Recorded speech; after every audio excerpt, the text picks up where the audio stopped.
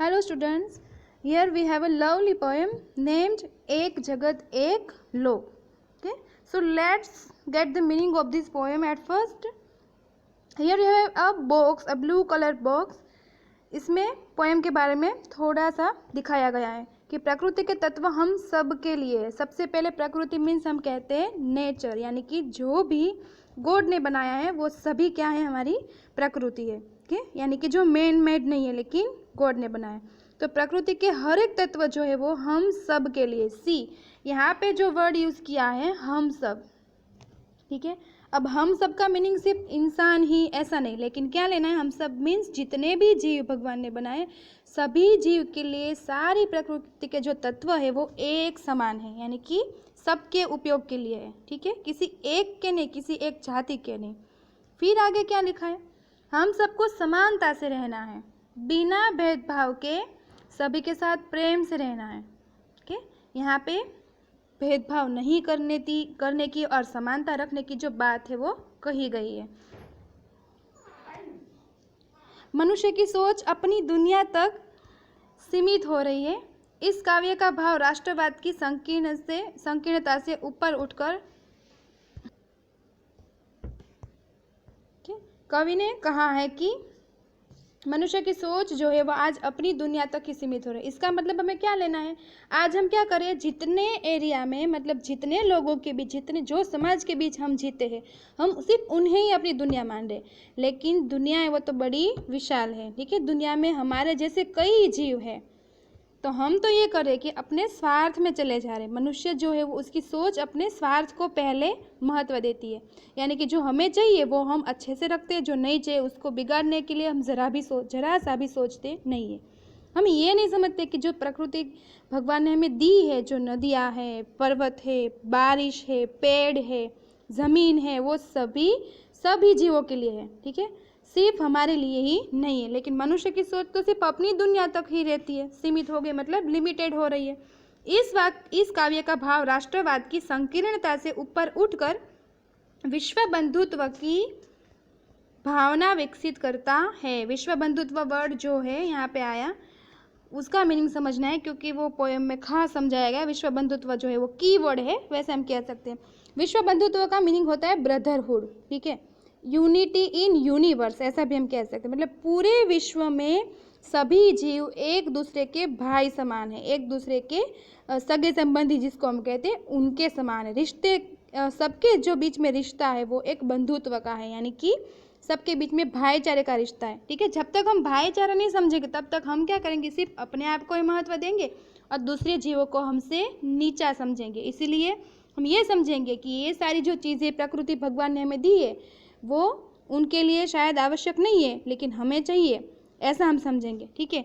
तो ये बात ठीक नहीं है, क्योंकि हमारे अंदर विश्व बंधुत्व की भावना होनी चाहिए, भाईचारे की भावना। पोएम में कुछ ऐसा ही भाव प्रकट किया गया है। तो चलो हम पोएम देखते हैं। फर्स्ट लाइन ही बहुत अच्छे से देखो समझाएगा, उसमें वर्ड इतने अच्छे यूज़ किए कि उस लाइन से हमें पता चल जाए कि कवि जो है वो सबके बीच में समानता और विश्व बंधुत्व की भावना भरने के लिए कह रहे हैं। एक जगत एक लोक, सबका है एक मान, एक चंद्र एक सूर्य, एक भूमि आसमान। देखो कवि ने ये एग्जाम्पल्स के द्वारा ऐसा दिखा कि जब सबको यूज़ करने के लिए, सबके जीवन में उपयोग करने के लिए सारी चीज़ें जब एक समान है, तो क्यों ना सबके बीच में सबके विचारों की और सबकी लाइफ में एकता आए, क्यों ना समानता आए, ठीक है। जब जगत एक है पूरा, देखो हम ऐसा नहीं कह सकते कि मैं ये जगत में रहता हूँ तू वो जगत में रहता है, ऐसा हम नहीं कह सकते।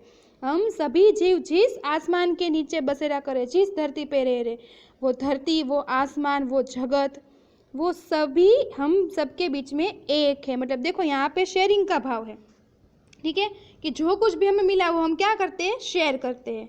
सोचो उसमें हम शेयरिंग नहीं करते तो हम शायद टीक ही नहीं पाते, हमारी लाइफ का कुछ अस्तित्व ही नहीं रह जाता, ठीक है। तो उसमें हम समझ रहे हैं कि पूरा जगत एक है और सब उसमें रहते, मतलब वो सब का है। तो फिर जो प्रकृति के तत्व जो है उन सब में भेदभाव क्यों, ठीक है। किसी के भी, कोई भी जाति हो, कोई भी जीव हो, किसी के भी साथ भेदभाव करना नहीं है, क्योंकि सबका मान, सबका जगत, ठीक है, लोक मतलब सारे जो लोग है, सारे जीव है वो भी एक समान है, कि सबके अंदर एक जीव बसता है और वो जीव की वजह से, वो आत्मा की वजह से ही सब जिंदा है। हाँ, सबके रूप रंग शरीर के आकार जो है वो अलग अलग ज़रूर है, ओके, लेकिन सबके अंदर जो भी आत्मा है वो तो क्या है, तो परमात्मा ही है। कि ऐसा कहते हैं कि परमात्मा जो है वो कण कण में बसता है, भगवान कण कण में बसता है, दुनिया के हर एक क्षण में, हर एक कण में बसता है। इसका मतलब क्या हुआ कि अगर परमात्मा सब में बसता है मतलब सभी जीव जो है वो क्या हुए, तो सभी जीव जो है वो एक समान हुए। ठीक है, देखो हम हमारे जो भाई बहन होते हैं, ठीक है, वो सब के साथ हम क्यों इतनी अच्छी शेयरिंग करते हैं, क्यों हम उन्हें अपना भाई बहन, क्योंकि हम सारे भाई बहन एक ही माता पिता के संतान हैं। तो यहाँ पर वही बात हुई। ठीक है, वैसे देखो आप अपने फ्रेंड्स के साथ स्कूल जाते हो, तब कभी भी स्कूल की बात आए तो आप क्या कहोगे, आप और अपना मित्र अपना फ्रेंड कहोगे कि हम एक ही स्कूल में पढ़ते हैं। तो देखो जैसे आप दोनों स्कूल के लिए शेयरिंग कर रहे हो कि एक ही स्कूल है, ठीक है, पेरेंट्स के लिए शेयरिंग कर रहे हो, तो बस वही बात हमें थोड़ी और ज़्यादा गहराई से समझनी है कि पूरी दुनिया जो भगवान ने बनाई है, यानी कि भगवान पूरी दुनिया बनाने वाला हम सबका परम पिता हुआ। ठीक है, जब उन्होंने ही हम सबको बनाया मतलब हम सब क्या हुए, एक ही पिता की संतान हुए, मतलब कि एक ही भगवान ने हमें बनाया है। तो पूरी दुनिया जो कुछ भी है वो हम सब के लिए ही भगवान ने बनाई है, किसी एक के लिए नहीं। सेकंड लाइन लिखिए, एक चंद्र एक सूर्य एक भूमि आसमान। ठीक है, ये सब भी एक ही है कि जो जहाँ से भी देखो, जहाँ पर भी जाओ वही ज़मीन है। हमने उसमें बंटवारे किए लेकिन भगवान ने बंटवारे किए नहीं है। एक ही भूमि आसमान सूर्य चंद्र सब एक ही है। ऐसा नहीं है कि इंडिया का सूर्य अलग है दूसरे देश का अलग है, ऐसा नहीं है, वो सब हम जानते हैं। ठीक है, इसीलिए हमें समानता से रहना है। थर्ड लाइन, एक तेज एक हवा एक ही पानी। तेज मीन्स यहाँ पर प्रकाश, यानी कि सूर्य चंद्र का जो प्रकाश हमें मिल रहा है वही कहीं पर भी जाओ सभी जीव को वही प्रकाश मिल रहा है, उसमें कोई जीव के लिए भेदभाव नहीं है। मतलब ये दिखा रहे कवि कि भगवान ने कोई भेदभाव नहीं किया है। ठीक है, तो हम इंसान जो भगवान के बनाए हुए वो हम क्यों भेदभाव करें। एक हवा, जो भी हम श्वास में हवा ले रहे हैं वो सभी एक ही हवा है। ठीक है, सारी हवा जो है वो एक ही साथ बहती है, वही हवा हम सब श्वास में ले रहे हैं, मतलब वो किसी के लिए श्वास में लेने के लिए अलग अलग हवा नहीं है। एक ही पानी, बारिश जो है बादल जो पानी बरसाते हैं वही पानी नदी तालाब उन सब में होता है, वहाँ से हम उपयोग में लेते हैं। तो वही पानी जो बारिश ने बरसाया था सभी जीवों के लिए, वही पानी जो सभी प्रकृति के लिए बरसाया था वही पानी हम उपयोग में ले रहे हैं। मतलब उसमें भी कोई भेदभाव नहीं, उसमें भी समानता है, शेयरिंग की भावना है। जीवन है सुख दुख की एक कहानी। ओके, यस, देखो सुख के बाद दुख उसके बाद सुख, ये सब हम क्या कहते हैं कि आता ही रहता है। तो जीवन क्या हुआ, एक पूरी कहानी है, लेकिन किसकी, सुख दुख की। क्योंकि जो भी क्षण है हम मन से अगर मानेंगे कि हमारे लिए अच्छे नहीं तो फिर हम दुख प्रकट करेंगे, वो समय को हम दुख का समय कहेंगे। लेकिन देखना कि दुख का समय भी पूरी लाइफ तक एक ही साथ टिका रहता नहीं है, उसके बाद सुख अवश्य ही आता है। तो ऐसे ही सुख दुख दोनों बारी बारी आते हैं, तो पूरा जीवन उसकी कहानी है। और ये जो है सुख दुख वो क्यों यहाँ पे लिया गया है, क्योंकि वो सभी जीव है उसका अनुभव करते हैं। कोई इतना घमंड नहीं कर सकता कि मैं सुखी ही रहूँगा, ठीक है, क्योंकि उसकी लाइफ में भी कभी दुख आ ही सकता है। इसलिए जब सभी जीव इसका अनुभव करें, मतलब इस सुख दुख की भी सबके बीच में समानता हुई। यहाँ पर कवि जो है वो समानता दिखाने की कोशिश करे कि सबके बीच में जब ये सारी चीज़ें समान है तो फिर लोग जो है वो अपने आप आपस में भेदभाव क्यों कर रहे हैं। लास्ट सेकेंड लाइन, एक देह एक रक्त, सभी के शरीर भी एक जैसे। देखो शरीर के आकार में रंग रूप में फर्क हो सकता है, लेकिन देह जो है वो मनुष्य के देह है, किसी के भी देह है। ठीक है, जो भगवान ने, एक ही भगवान ने हम सबके देह बनाए, और उसमें जो रक्त बह रहा है, जो खून बह रहा है, ब्लड, वो भी कैसा है, एक ही जैसा है। ठीक है, चाहे हम कोई भी जात के हो, कोई भी धर्म के हो, उसमें कोई भेदभाव, रक्त में भगवान ने कोई भेदभाव किया नहीं है, तो फिर हमें भी अपने आपस में भेदभाव करना नहीं चाहिए। कि सबकी रगों में लाल खून ही बह रहा है, सबके देह एक जैसे, सबको आंखें मिले कान मिले नाक, जो भी हम कहते हैं। ठीक है, तो भगवान ने सब सोच समझ कर ही सबको बनाए, तो जब उन्होंने कुछ भेदभाव नहीं किया तो हमें भी समानता रखनी है। एक अस्थि एक प्राण, यानी कि सभी की बॉडी में एक, अस्थि का मीनिंग है यहाँ पे हड्डियाँ, बोन्स जिसको हम कहते हैं। ठीक है, हड्डी, तो सबका देह जो है वो रक्त से और हड्डी से बना है। ठीक है, लेकिन एक प्राण, देखो सभी के शायद शरीर जो है उसका आकार, उस सब में शेप में, सब में साइज में फेरफार हो, मतलब फर्क हो सकता है, लेकिन भगवान ने सबके अंदर एक चीज़ जो है वो आत्मा, जिसको हम प्राण कहते हैं, वो ऐसे बसा है कि जिसकी वजह से सभी जीव जो है वो जिंदा है। ठीक है, इसीलिए कोई भेदभाव नहीं है। और एक जगत एक लोग, पूरा जगत भी और सारे लोग सब भी एक है और एक ही होने चाहिए। नेक्स्ट पेज पे चले जाते हैं। नेक्स्ट आंसर, हर्ष भरे गाए हम राग सुहाने। अभी देखो यूनिटी से रहना है, समानता से, और हमें खुश रहना है। फिर क्या करना है, तो वो कवि ऐसी देखो, कवि अपने मन से ऐसा सोच रहे हैं कि ऐसा अच्छा पल आए कि हम सब हर्ष भरे गाए राग सुहाने, सारे राग हम गीत गाए, सुहाने मीन सुंदर सुंदर गीत गाए। कैसे, हर्ष भरे हुए, यानी कि आनंद भरे हुए, खुशियों से भरे हुए गीत हम गाए।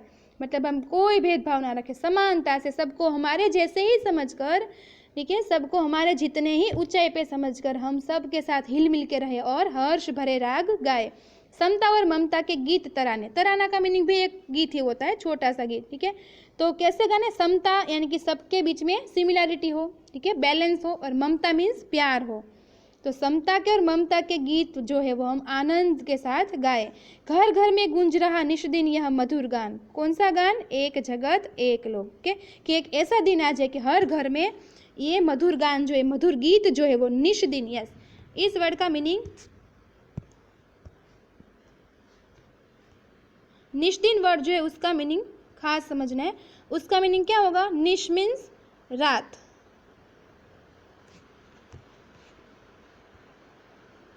ये जो निष्दिन वर्ड है उसमें निश मीन्स रात, दिन मीन्स दिवस, जिसको हम कहते हैं डे एंड नाइट। तो दिन रात हर घर में यह मधुर गीत गूंजे कि पूरा जगत एक है और सारे जगत के लोग जो है वो भी एक है। लास्ट आंसर पे चले जाते हैं। राष्ट्रों में ऐक्य यही कर्म हमारा, प्रगति न्याय मानवता धर्म हमारा। देखो हमने बहुत सुना है कि जो धर्म है उसके बीच में बहुत भेदभाव होते रहते, ठीक है, क्योंकि इंसान ये नहीं समझ रहा है कि सब भगवान ने जब हमें बनाया तब कोई धर्म के नाम से नहीं बनाया है। भगवान ने बंटवारे करके हमें धरती पे नहीं भेजा है कि तू इस धर्म में अवतार लेगा या तू इस धर्म में जन्म लेगा, ऐसा भगवान ने कहा नहीं है। जब सभी के रगों में एक ही प्रकार का, एक ही रंग का खून बह रहा है, तो कोई ये धर्म का कोई ये धर्म का, ऐसा भेदभाव क्यों होना चाहिए। लेकिन हमें मानव है तो सबसे पहले हमारा धर्म होता है मानवता। और जो हमारे पूर्वजों ने हमें जो संस्कार दिए हैं, जैसे कि दया भावना है, मानवता है, अहिंसा है, वो सारे जो मूल्य हमें प्रदान किए वो ही हमारा धर्म होना चाहिए। यहाँ पर कुछ ऐसा ही बताया गया। देखो फर्स्ट लाइन देखो, राष्ट्रों में ऐक्य यही कर्म। देखो राष्ट्र वर्ड यूज नहीं किया, बहुवचन यूज किया, राष्ट्रों, ठीक है। बहुवचन वर्ड क्यों यूज किया है, क्योंकि यहाँ पे पूरे विश्व की बात की गई है, सिर्फ एक ही कोई राज्य की नहीं, कोई एक ही देश की नहीं, ठीक है, सारे देशों में, इसलिए राष्ट्र वर्ड दिया कि सारे देशों में ऐक्य हो। ऐक्य वर्ड जो है, ऐक्य का मीनिंग होता है एकता। एकता को हम इंग्लिश में कहते हैं यूनिटी, ठीक है। तो सभी राष्ट्रों में, मतलब विश्व में जितने भी राष्ट्र हैं, सबके बीच में एकता हो, यही कर्म हमारा, मतलब हमें यही काम करना है, यही कर्म करना है। हमारा सबसे पहला कर्म यही होना चाहिए कि हम सबके बीच में प्यार बांटे, एकता से हिल मिल के रहे और भेदभाव जो है उसको खत्म करें। सेकंड लाइन देखो, प्रगति न्याय मानवता धर्म हमारा। ये जो तीन वर्ड है, प्रगति न्याय मानवता, यही हमारे सबसे पहले धर्म होने चाहिए, ठीक है। हिंदू मुस्लिम सिख ईसाई जो भी हम कहते हैं, वो धर्म तो हमने अपने आप बनाए हुए हैं, ठीक है। लेकिन हम इंसान के रूप में अगर जन्मे हैं तो हमारे धर्म सबसे पहले क्या होने चाहिए, प्रगति। प्रगति का मीनिंग डेवलपमेंट, प्रोग्रेस, ठीक है। तो सभी जीव जो है वो हम जैसा सोचते हैं कि अपनी प्रगति हो, वैसे ही सभी जीव प्रगति करें और उनकी प्रगति में हम अपना कुछ ना कुछ योगदान दें, कुछ ना कुछ हेल्पफुल बने हम। न्याय, सभी जीवों के साथ समान रूप से न्याय होना चाहिए, किसी के साथ भी अन्याय होना नहीं चाहिए। कहीं अन्याय हो रहा है तो वहाँ पर हम अपनी आवाज़ उठाएं, ठीक है, और उस इंसान को या उस जीव को न्याय देने की हम पूरी कोशिश करें, तो वो हमारा हुआ धर्म। और मानवता, जो हम सबसे बड़ा धर्म कहते हैं, ठीक है, कि हम मानव है तो दूसरे मानव को, दूसरे जीवों के प्रति हमारे अंदर वही भाव होना चाहिए कि वो जीव भी हमारे लिए उतने ही मूल्यवान है। थर्ड लाइन, हिल मिल के लहराए विश्व शांति का निशान। हम सबको हिल मिल के क्या लहराना है, कौन सा निशान, तो विश्व शांति का। पूरे विश्व में शांति बनी रहे, पूरे विश्व के बीच, विश्व के लोगों के बीच, जीवों के बीच भाईचारा हो, ऐसा निशान हमें पूरे विश्व में लहराना है।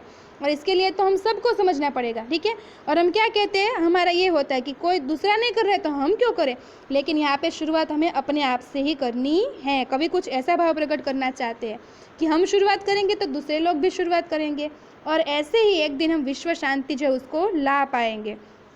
फिर ये जो स्टैंजा है, एक जगत एक लोक, ठीक है, यानी कि पूरा जगत एक है, पूरा सारे लोक है वो भी एक है, तो सबके बीच में समानता होनी चाहिए, कोई भी भेदभाव नहीं होना चाहिए और एकता होनी चाहिए।